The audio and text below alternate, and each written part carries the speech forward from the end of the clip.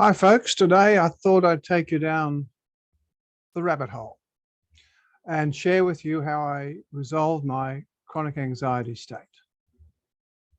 Now, this happened many years ago, back in 1981, and I'd been suffering from chronic anxiety state for a long time. It manifested mostly as quite a lot of internal dialogue, negative internal dialogue, worrying internal dialogue, and it was associated with a sour taste in my mouth and a low-grade fear in the belly, or maybe sometimes described as butterflies in the stomach. When I finally recognized for what it was, I was in the middle of my NLP practitioner training in 1981. And we had just learnt the process called reframing. Now, in reframing, it's a technique where we learn to negotiate with parts of ourselves. It also presupposes every part of ourself has positive intent. So I just learnt this process, and I was, after a lunch break, I was walking back towards the venue, and I decided to negotiate with my chronic anxiety state. I decided to have a chat with my chronic anxiety state and ask what it was doing for me, what its positive intent was. And it told me it had to worry about me, to look after me, to make sure I was okay. I asked, how long have you been doing this? And it replied, well, since you were 4, when you were frightened. You were moving at that age to another country where you knew no one, you didn't know the language, didn't understand anyone. And then when you were there, you moved from place to place and school to school over and over again, so you didn't have a chance to make lifelong friends.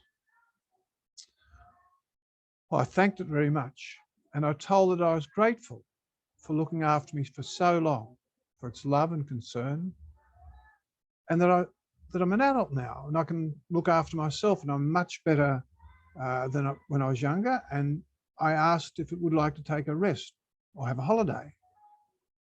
It was surprised and relieved, but said it didn't dare to go on a holiday as I might need it. I said, that's true. I might need you. And then added that I would give it a pager. This was well before cell phones or mobile phones, well before internet and all that sort of thing. And new pages had just come out where you got a beeper, beep, beep, beep, and a little screen said you had to call a number or a little message. So I said I'd give it a pager I could take, so I would page it if I needed it. Oh, chronic anxiety state. Thought that was a great idea. But what if the battery goes flat? Well, I told her the page and the battery were new, and I'd make sure there's a brand new battery in it, which this was the Energizer battery, not rechargeable. I didn't have those then. And the battery in this type of page would last for at least 18 months. But it could come back and check on me every year to see how I was going. It was even more relieved by the suggestion and said, great, I can go on my first holiday now. And I said, have a great time, and I'll see you in a year if I don't need you, and page you before then. And then, to my surprise and delight, the butterflies left and took the negative internal dialogue and the sour taste with them. And it stayed away, except in exactly a year's time, it came back briefly to check up on me. Basically says hello, checks if I'm okay, stays for maybe 10, 15, perhaps 20 seconds. And off it goes again. Just says, just checking. And when it's satisfied, I might go, off it goes again on its extended holiday. And it returned briefly, exactly year after year after year.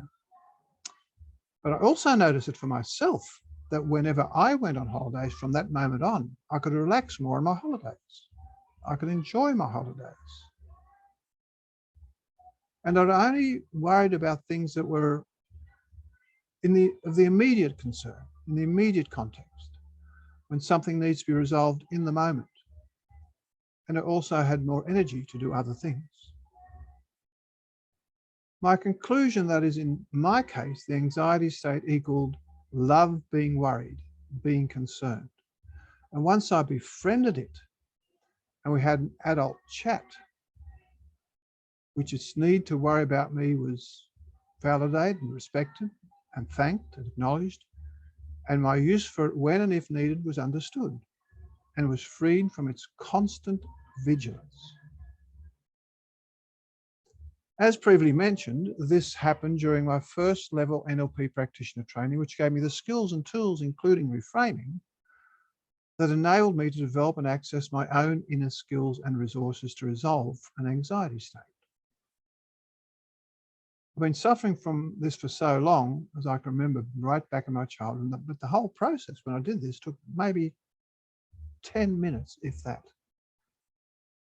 Now, my subsequent clinical work with people who have negative internal dialogue, which can manifest as stress, depression, and other conditions, as well as chronic anxiety state, has shown me a very useful first step is to validate the negative internal dialogue as a messaging system, or as John Grinder would say, a spontaneously occurring signal that something needs to be resolved, to be addressed, an SOS.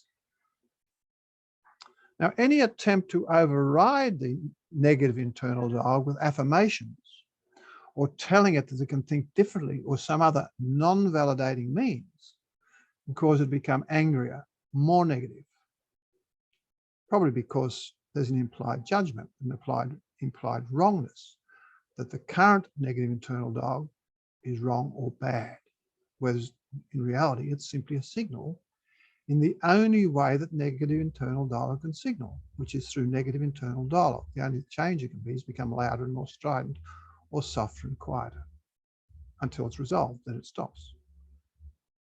And sometimes it transforms into positive internal dialogue. In a later post, my case study of a client with destructive internal dialogue, which caused her major health issues, until again she had therapeutic intervention where her internal dialogue was addressed. Now, a brief update. This all happened 1981. When Philippines went into lockdown due to COVID on March the 26th, 2020, and for a senior like myself, that extended right through to November 2021, so March to November the next year, my chronic anxiety came back when the lockdown was announced and checked if it was okay. When I assured it that I was, and we had our basic needs covered, food, shelter, financial, health, and shopping protocols, etc., it happily went back on its holiday, knowing it would be summoned if needed. Now, second update. On 25 October last year, 2021, during a QH1 group program, which we usually record for training purposes with our team, an issue arose regarding a possible clash between the recording of the program and the privacy concerns of any of the participants. So this was acknowledged at the time and the protocols were agreed to. In the debriefing after the main session, debriefing with the team, there was a spirited discussion about trust and related matters in relation to privacy and so forth. During all this time, both during the actual session itself and the debriefing, I remained calm and was curious as to each person's position and concerns. Once the discussion was finished and the Zoom call was closed, almost immediately afterwards, my anxiety state came back. And I immediately recognized it as an old friend saying, "Hi, what are you here to protect me from today?" And it replied, "This privacy trust issue can become a problem for you and it needs to be resolved." I agreed. I agreed wholeheartedly. And as it was now after midnight, I asked if it could work while I was sleeping and dreaming with my being and other resources to come to a solution with what steps I would need to take to ensure the issue was resolved. It agreed. I slept restfully and awoke with very clear steps of what I need to do to resolve the issue to the full satisfaction of all involved, including fulfilling my agreements with the team members that recordings of the session would be available for them for private use for review. A further update, a more generic update, is that since I did the initial negotiations with my chronic anxiety state back in 1981, much has changed for me personally, including achieving my Master Practitioner, NLP Master Practitioner certification, working in a clinical setting as a using NLP in therapeutic interventions, and the development of my own signature quantum healing process, during which I both learnt myself and teach others how to access and activate any resource state we need for any situation. And once we know how to do that, life becomes amazing. Just recently, I had the need to activate a resource and to become fully available to me during a particularly stressful time for my family when my wife's father died in the house here. Not unsurprisingly, he'd been quite ill, but nevertheless, it's still a grieving and sad time. And I knew that living in the Philippines, in a Catholic country, with Catholic traditions as well as the local Filipino traditions, there'd be many rituals and other things that would happen that I didn't understand and would have not much meaning to me at all. But I knew that it would be important for my wife, my mother-in-law, the grieving widow, other members of the family. So I was talking to one of my team members, Agni, just before this, and I said to her, I think I need to activate a resource to be able to be comfortable during these processes, these rituals, because I'm not a good person for waiting too long. So you'd think I'd need the patience resource, but I realized I actually need a much more profound resource. I knew I needed to be gracious as well as present for my wife, particularly for her mother, and anybody else who was grieving, desperately grieving sometimes.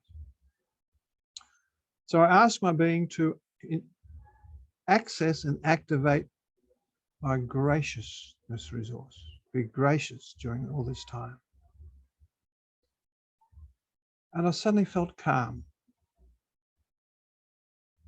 And I noticed as the various processes went on, the rituals, all the activities, when the body was on display in a coffin with a viewing screen for a whole week in the house, and there were prayers and wailing and all sorts of grieving processes.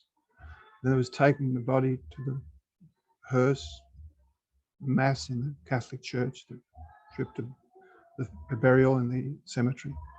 But during all that time, I noticed I was in a state of graciousness, comfortable, curious, interested, and yet empathetic to their needs, to their reality, their rituals. There were times when my body went into quite strong empathy, when tears were running down my face too, when the grieving was at its strongest, at different stages of that process. So this last little comment about resources was something that I learned to do to some degree in NLP, but much more thoroughly, much more deeply, much more effectively during the quantum healing process, which I have been honored to develop through all sorts of means, which I'll go into other videos about how that happens. So I just wanted to share that story about my chronic anxiety state because others might feel that useful, but it's not, the processes of reframing not limited to that particular issue. So that's probably enough for today. So thanks for listening and watching, and we'll see you next time. Bye for now.